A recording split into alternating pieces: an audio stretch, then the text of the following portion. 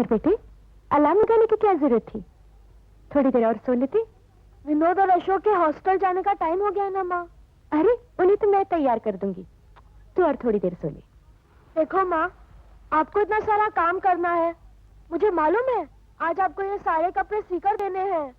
मैं अपना काम करता हूँ, आप अपना काम कीजिए।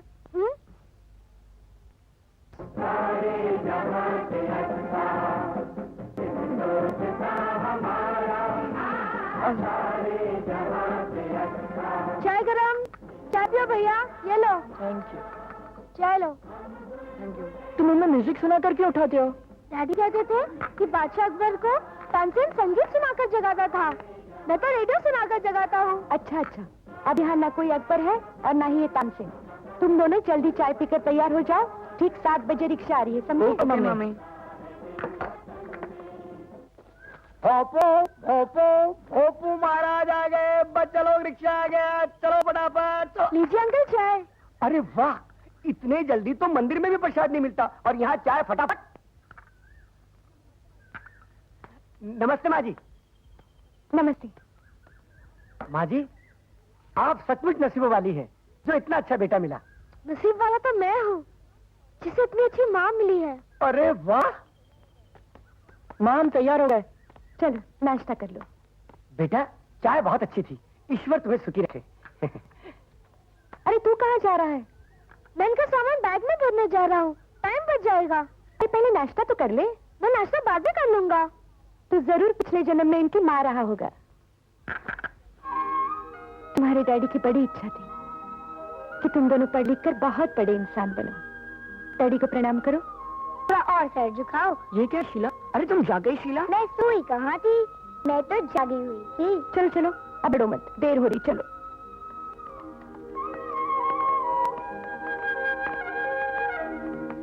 देखो भैया, इनको संभाल कर ले जाना और हॉस्टल के अंदर तक पहुंचाना। आप चिंता ना करें, मैं इनको कमरे के अंदर तक पहुंचा के आऊंगा। तुम लोग पढ़ाई करना, ज्यादा सोना मत।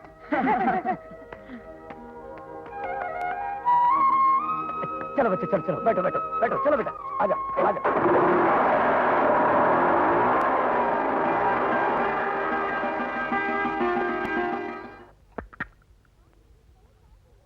माँ, पहले चाय पी लो।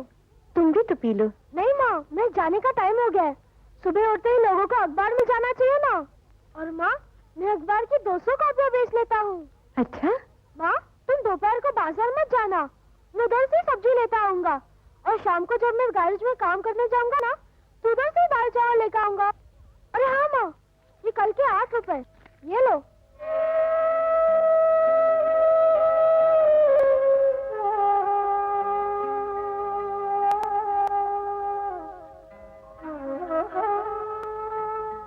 माँ, तुम रो रही हो? क्यों रोने लगी तुम? बोलो ना। तू न होता तो न जाने ये घर में कैसे चलाती।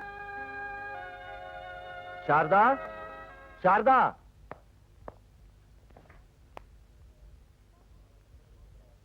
कौन है ये? हमारी कंपनी में चपरासी ना रामू, ये उसी का बेटा है। रामू और उसकी बीवी दोनों मकान की छत के नीचे दबकर ये अनाथ हो गया बेचारा, कोई नहीं इसका। कंपनी के मालिक ने कहा इसे अनाथ आश्रम में जाकर छोड़ा, तो मैं इसे वहीं ले जा रहा था, सोचा तुमसे भी मिलता जाऊं। मुझे अनाथ आश्रम मत भेजो माँ, मुझे अनाथ आश्रम मत भेजो माँ, मैं अनाथ आश्रम नहीं जाना चाहता हूँ माँ।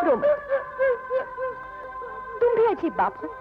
लोगों ने कहा कि इसे अनाथ आश्रम ले जाओ तो तुम भी उसे वहीं पहुंचाने लगे। हमारे घर में 3 बच्चे हैं, एक और खा भी लेगा तो क्या बता जाएगी। ये यही रहेगा। भाई अब तुम कहती हो तो इसे यहीं रख लेते। ओह, जैसे सचमुच ही तुम इसे अनाथ आश्रम ले जाते, इसीलिए मुझसे यहाँ मिलने आए ना। शारदा, दरअसल मैं भी यही चाहता था। अब हम ये कहेंगे हमारे 2 नहीं 3 बेटे हैं। इन्होंने तुझे यहाँ लाकर मुझ पर बड़ा ही उपकार किया। डैडी का उपकार मुझ पर है माँ। अगर वो मुझे यहाँ नहीं लाते तो मेरा क्या होता? क्या होता? जितनी मेहनत तू करता है उस कमाई से तू कहीं भी रह लेता, आराम से खा पी लेता। लेकिन मैं माँ किसको कहता? मेरा राजा। शारदा बहन घर में है। आइए इकबाल भाई, अंदर आइए। सलाम इकबाल भाई। जीती रहो। कैसी हो बहन? सब खैरियत से तो है? हाँ, ये लीजिए।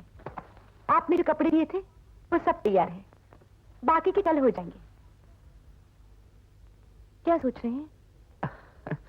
मुझे बिल्कुल उम्मीद नहीं थी कि इतनी जल्दी सारे कपड़े तैयार हो जाएंगे। लगता है मशीन चलाते चलाते तुम खुद भी एक मशीन हो गई हो। पता नहीं मैं क्या बन गई हूँ, लेकिन इतना जरूर जानती हूँ कि कपड़ों के साथ साथ मैं अपने उन सपनों को भी जोड़ती रहती हूँ जो टूट गए हैं, बिखर गए। लेकिन अब नहीं बिखरेंगे। हाँ, तुम्हारी मेहनत का धागा इन्हें बिखरने नहीं देगा। और फिर शंकर भैया की नेकी तुम्हारे साथ है।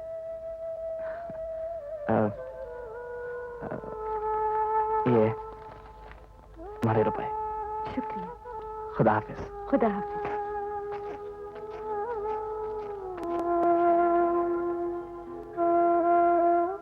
जीते रहो। मम्मी हम दोनों पास हो गए। अच्छा, और ऐसे ऐसे नहीं, ये दोनों फर्स्ट क्लास से पास हुए हैं। शाबाश। और तू? मैं भी फर्स्ट क्लास से पास हुई हूँ। ओए, मम्मी, ओए। मैं कहता था ना कि शीला भी पढ़ने में तेज है। और तेरा क्या हुआ? मैं भी पास हो गया। मगर थर्ड क्लास से। तो क्या हुआ? इसका थर्ड क्लास फर्स्ट और सेकंड से भी अच्छा है। अब तुम लोग जाओ, अपने डैडी से आशीर्वाद लो कि तुम सबको जीवन की हर परीक्षा में सफलता मिले। जाओ।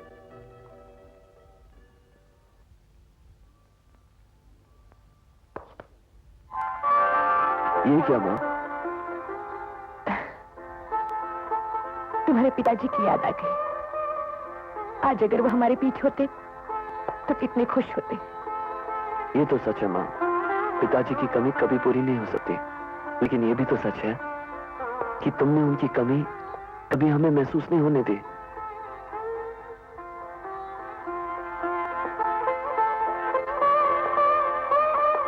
देखो माँ, तुम्हारे आशीर्वाद से आज तुम्हारे इस बेटे का गैरेज खूब चल निकला है। सारे घर का बोझ मैं खुद अकेला उठा सकता हूँ, इसलिए अब तुम्हें ये मशीन चलाने की कोई जरूरत नहीं। एकदम करेक्ट। वकालत का इम्तिहान तो मैंने दे ही दिया है। अब रिजल्ट आते ही मैं भी कमाने लगूंगा। और मैं भी अशोक भैया से सिर्फ एक ही साल पीछे हूँ। अगले साल से मेरी कमाई भी शुरू। इन सब बातों का क्लाइमैक्स ये है कि अब आप काम नहीं करेंगे। अरे, काम भी करूंगी तो क्या करूंगी? आराम। मैं मशीन चलाना कैसे छोड़ सकती हूँ? इसकी आवाज तो मेरे लिए संगीत बन चुकी है। इसकी सुई से मैंने सिर्फ कपड़े ही नहीं, अपने सपनों को जोड़ा है। तुम लोग कहते हो तो मशीन चलाना छोड़ दूंगी, लेकिन तब जब अशोक कमाने लग जाएगा। सच में? अरे इसका मतलब अर्जी मंजूर। और इस खुशी में जिसको भी लिफ्ट चाहिए फौरन तैयार हो जाओ। मेरी सवारी गैरेज आ रही। I'll get my books. Wait for me. और भैया मैं? तुम बस में चली जाओ। क्यों मैं बस में क्यों? क्योंकि मोटरसाइकिल पर सिर्फ 3 जन बैठते हैं ना। अच्छा ठीक है, कम से कम किराया तो दो। बस का नहीं, टैक्सी का किराया। ये हुई ना बात। Thank you. हाँ माँ, बाकी के पैसे तू रख ले। अरे कुछ तू भी तो रखा। तू मेरी फिक्र मत कर, गैरेज पहुंचते ही मेरी जेब भर जाएगी। आज सुबह एक गाड़ी की डिलीवरी देनी है। अच्छा? अरे भाई, जबकि मेरी गाड़ी रेडी है तो उसकी डिलीवरी क्यों नहीं देते? पर मैडम, डिलीवरी देने का काम हमारे साहब का है। अगर तुम्हारा साहब शाम तक नहीं आया तो क्या मैं उसका वेट करते रहूंगी? देखो, मुझे अर्जेंट खंडाला जाना है। ये लो, 300 रुपए थे ना? जी रखो। पर मैडम, अभी टेस्ट होना बाकी है गाड़ी का। Shut up!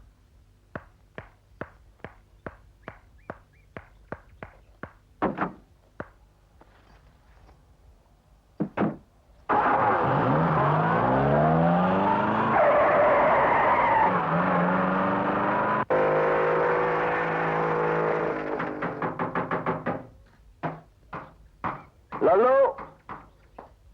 अरे यस बॉस। लल्लू, यहाँ जो गाड़ी थी कहाँ गई? अरे वो मोना आई थी, जबरदस्ती ले गई। भाई लेकिन उसके पहियों के नट बोल्ट टाइट करना बाकी रह गए थे। कहाँ गई वो? कह रही थी अर्जुन खंडाला जाना है। बाप रे, मर गए।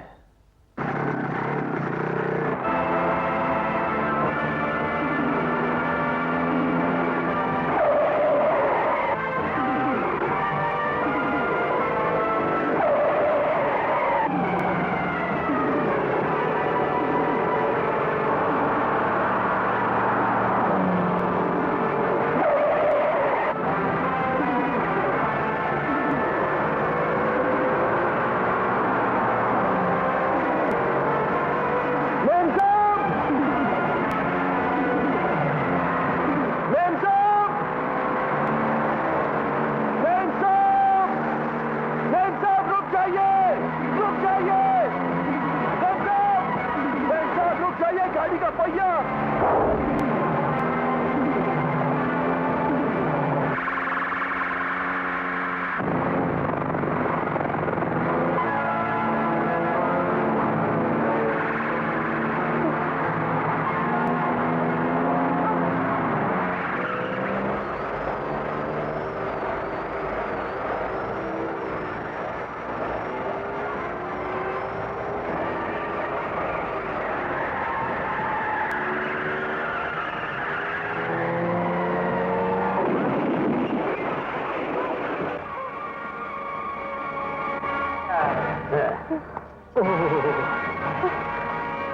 कहीं लगी तो नहीं? छोड़ो। चोट तो नहीं आई? बच गई उस्ताद। तकदीर अच्छी थी। किसकी, अपनी या इसकी? क्या मतलब है तुम लोगों का? मतलब चार भूखे भेड़ियों के बीच में एक भेड़ फंस जाए तो मतलब बताने की जरूरत पड़ती है?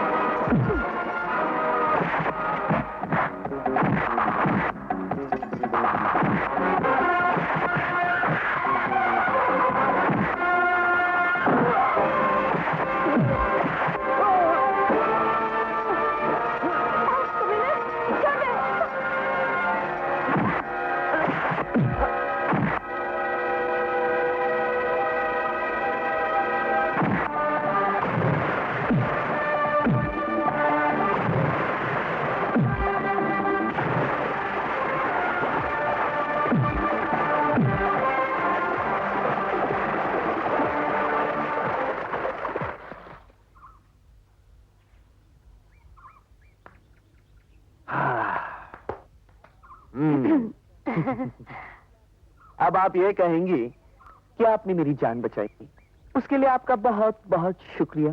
जी नहीं। नहीं? अच्छा, तो फिर आप ये कहेंगी कि आज मेरी बेवकूफी की वजह से आपको बहुत तकलीफ उठानी पड़ी, उसके लिए I am very very sorry.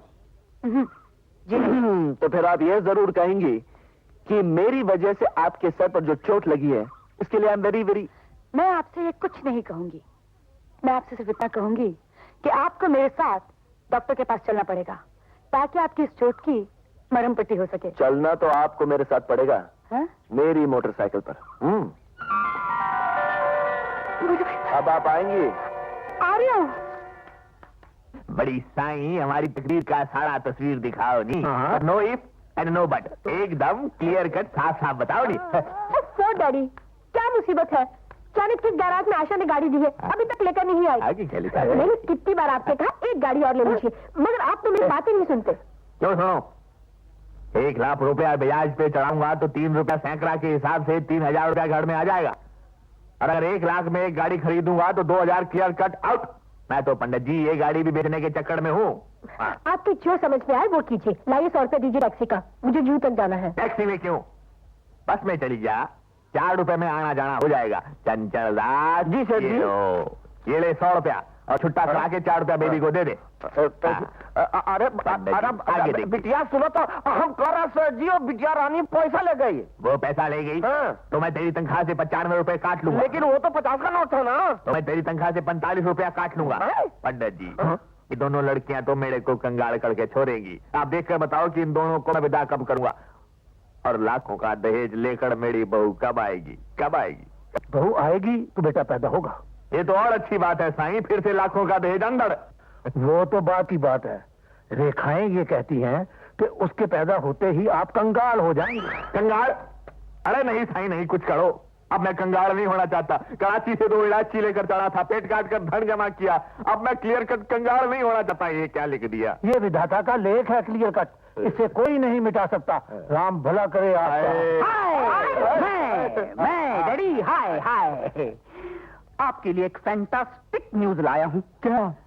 एक महात्मा जी ने मुझको कहा जल्द ही तुमको बेटा होगा।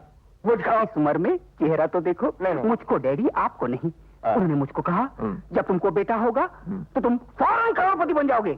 इसलिए मैं फौरन शादी करूंगा, फौरन बच्चा पैदा करूंगा और फौरन करोड़पति बन जाऊंगा।